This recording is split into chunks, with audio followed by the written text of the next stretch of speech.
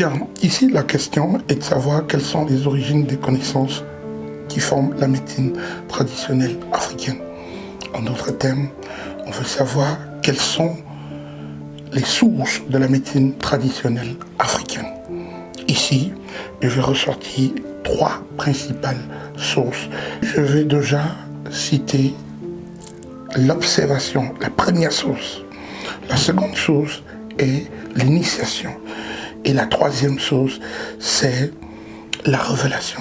On revient à la première source. La première source, l'observation.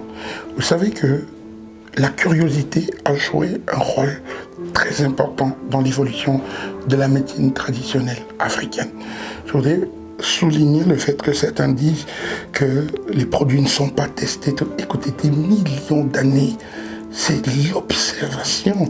C'est de l'observation pendant des millions d'années, quand des chasseurs-cueilleurs observaient qu'un animal se comportait différemment parce que malade chaque fois se rendait au même endroit, au même pied d'arbuste, ça attirait l'attention de tout le monde tout de suite. Et puis, de fil en aiguille, on liait son état à l'arbuste, à la plante, et au fil du temps, on trouve le dosage qui va jusqu'à convenir à l'homme. Voilà ce qui se produit dans l'extraordinaire observation de l'homme au fil de son évolution. Donc, il ne faudrait pas qu'on dise aujourd'hui que les produits de la médecine traditionnelle africaine n'ont pas subi d'observation. Non, ça c'est un débat dépassé. Je voudrais avancer sur la deuxième source qui est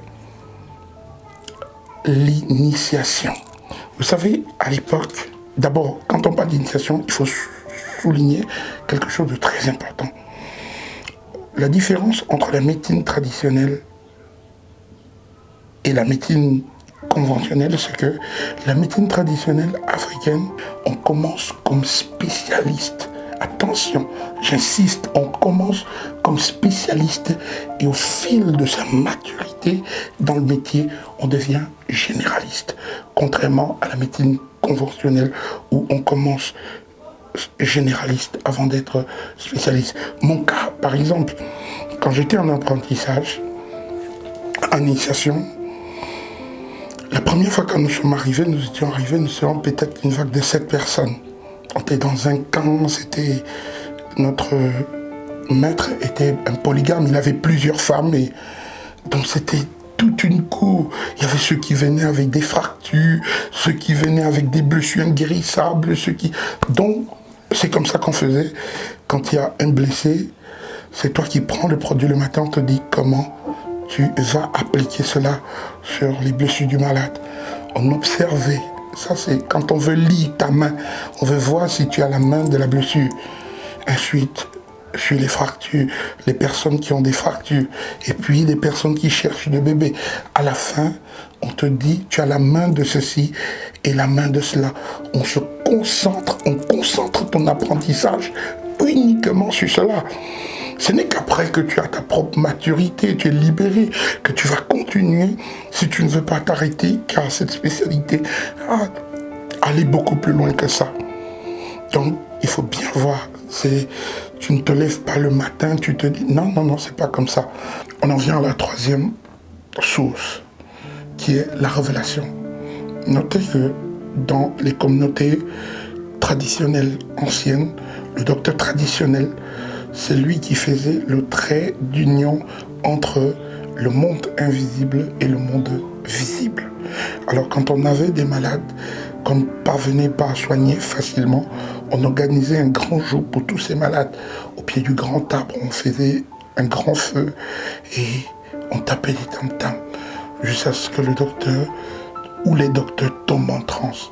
Et dans leur transe, ils prennent le chemin de la forêt.